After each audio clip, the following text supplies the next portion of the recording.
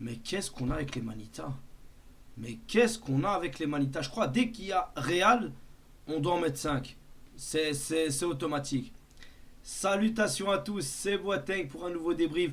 On se retrouve dans le cadre non pas de la Super Copa d'Espagne, mais encore dans le cadre de la Copa del Rey. Le Barça qui affrontait aujourd'hui le Real Betis pour les huitièmes de finale de Copa del Rey. Le Barça qui s'en est sorti sur le super score de 5 buts à 1. Un Barça qui s'est très très bien imposé. Un Barça qui a été à des années-lumière devant son adversaire. Il faut dire les termes.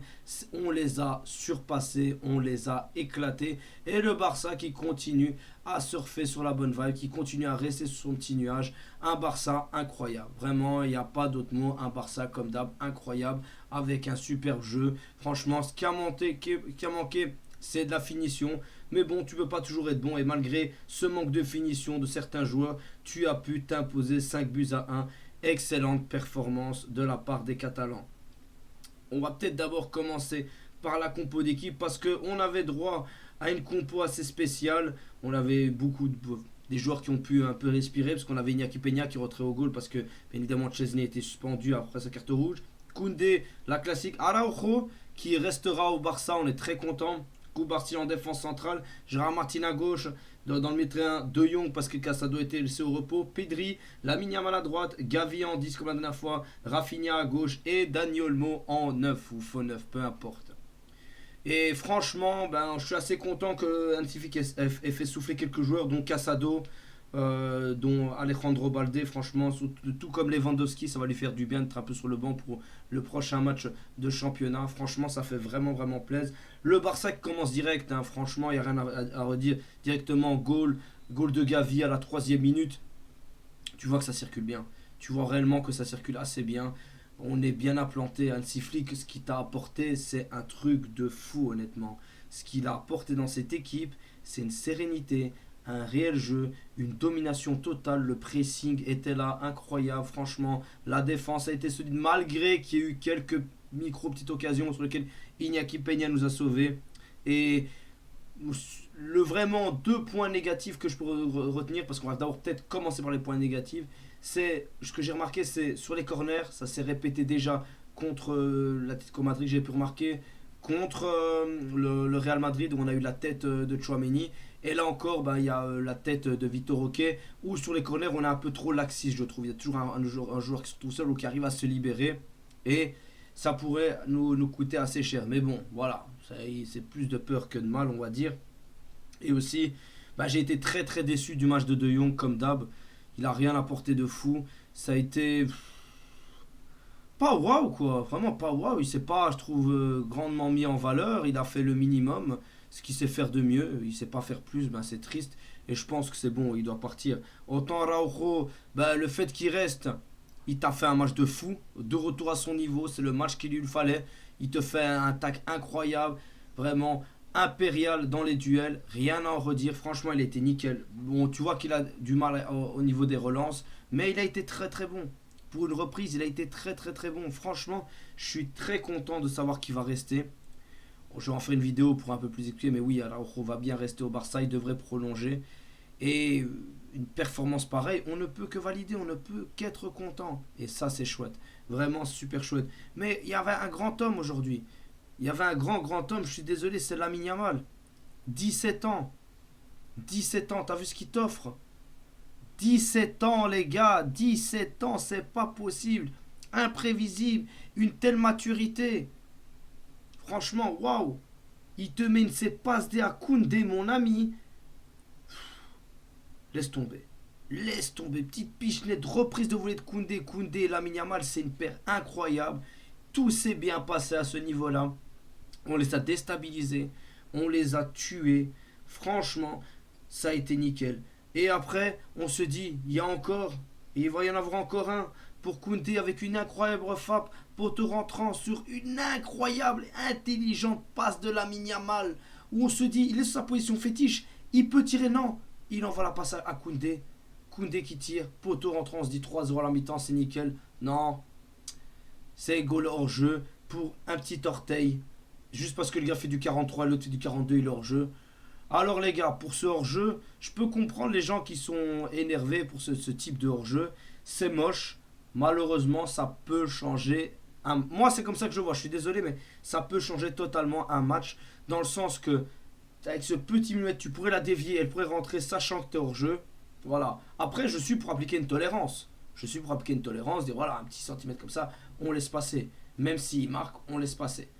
Donc, voilà. Malheureusement, tu as ce but qui est annulé hors-jeu. 2-0 à la mi-temps. On se dit, voilà, on voit qu'on est à l'aise. Tu vois bien que tu les as massacrés au niveau de la possession. Tu étais sur du. À un moment, c'était du 76-76 pour les Français. À 24 pour Betis. Betis, tu vois bien qu'ils subissaient. Ils en pouvaient plus. Ils en pouvaient vraiment plus. Et puis, tu as Lamine Yamal qui tu te dis qui va avoir son petit but. Et, le but est refusé sur un hors-jeu avant de Rafinha. Il y a hors-jeu, c'est comme ça, tant pis. Si on suit le règlement, c'est comme ça. Pour après, il part en compte, il te fait la même que le Real Madrid, une contre-attaque de folie. Oh, les gars, c'est un truc de fou, je suis désolé, mais toutes les actions de ce gamin, c'est un truc de fou. Il part en contre-attaque, il t'en dribble 1, 2, il fait le petit geste en trop, pas grave, en poussant, en étant poussé, il arrive à faire une passe D à Rafinha. Je n'ai jamais vu ça, le seul que j'ai vu ça, c'était Messi. Voilà, je dis les termes. Le seul qui faisait des trucs pareils, c'était Messi. Et Rafinha qui marque, qui te met encore son but. Rafinha qui était un peu plus discret dans ce match, qui a plus apporté dans le jeu. Et après, après, tu as Ferran Torres qui marque sur une incroyable passe de Dani Olmo. Franchement, Ferran Torres qui fait encore une bonne montée en super sub. Moi, je valide Ferran Torres. Vraiment, je le valide comme jamais. Ferran Torres super sub, pour moi, c'est bon. Vraiment, pour moi, c'est bon.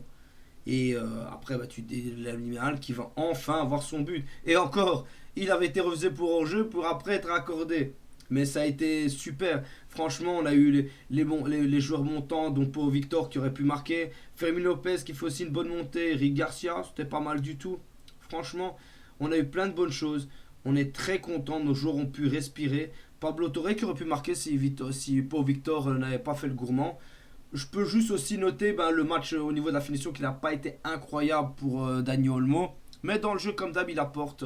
Il y a des matchs avec, des matchs sans. Et encore, il met une très bonne passe D. Franchement, ça fait plaisir. Vraiment, ça fait plaisir de voir un Barça aussi construit. En plus, il met deux passes D parce qu'il en met une à Gavi. Et t'as Lamine Yamal. Ça s'est très très bien passé aujourd'hui. Franchement, c'est trop bien passé. Bien évidemment, Gérard Martin, tu vois qu'il a du mal. Hein. Tu vois qu'il a du mal au niveau des passes. Il aurait pu marquer, ça a été dévié. C'est vrai qu'on a beaucoup raté. On a beaucoup raté. T'as aussi une action de Rafinha où t'as Lamine Yamal qui arrive devant le gardien, il donne à Rafinha, il n'y a personne. Et Rafinha tire et c'est le défenseur qui la sort. Au lieu qu'il aurait pu juste à la lever et elle rentrait easy. Mais non, pour Gérard Martins, moi, voilà, c'est des matchs comme ça où il a besoin de jouer, tu vois qu'il a besoin de prendre d'expérience, tout simplement. Tu vois qu'il a besoin de prendre d'expérience, il est encore jeune, tu peux réellement compter sur lui. Moi, c'est pas, voilà, après tu me dis, certains diront il a quand même 23 ans, mais je trouve qu'il est encore jeune et tu peux miser sur lui. De toute façon, c'est juste pour la dépanne, hein, tu peux pas compter sur lui en tant que titulaire dans les gros matchs. Après, Antific lui a fait confiance. Ça a fait le taf, c'est pas waouh. Dans les gros matchs, tu ne pourras pas compter sur lui. Espère pas contre un Bayern ou un Real Madrid. Espérer quelque chose avec ce type. Hein. Ça, c'est mort.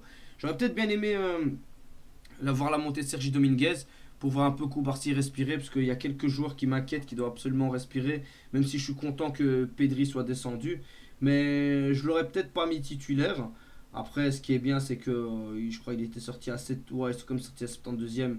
Après, c'était Lamine Yamal qui est sorti à la 77e. 77-72 pour les Français.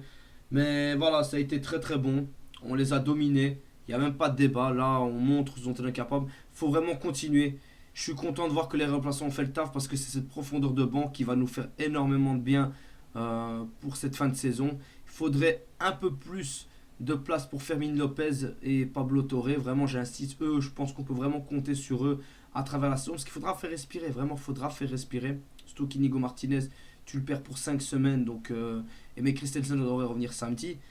T'as pu compter sur tes remplaçants, t'as fait le taf, t'as massacré cette équipe de Betis, tu leur as montré que voilà, ce match nul, c'était de la chance plus qu'autre chose, ou plutôt un manque de concentration du Barça, parce que Betis a été chercher son nul. Ce week-end, t'auras Retafe, faudra faire le taf, Faudra les anéantir là-bas. Maintenant, tu es sur une bonne vibe. Il n'y a plus d'excuses. Tu es sur une bonne vibe. À toi de faire le nécessaire. On a vu aussi le match de Vitor Roque. Vitor Roque, qui met son penalty, qui a pas fait le plus grand des matchs, mais qui a pas fait un match waouh non, enfin qui a pas fait un match dégueulasse non plus.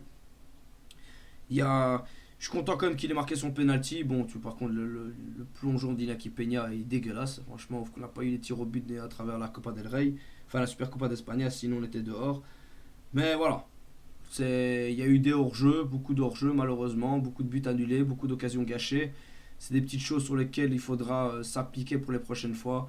On retient la victoire, on retient le score assez lourd. Et pour Séville, enfin pas lourd, c'est le score logique, tout simplement, parce qu'on a été au-dessus d'eux, on les a dominés, on les a tués. Il y a encore du boulot comme ça, je le dirai jamais assez, mais on voit encore du boulot. C'est pas la perfection, mais qu'est-ce qu'on la frôle. Le jeu qui est proposé, c'est incroyable. Je sais pas ce que vous avez pensé du match les frères, j'imagine que vous êtes contents. Dites-moi ce que vous en avez pensé dans les commentaires et on se revoit pour un prochain débrief et Visca Barça.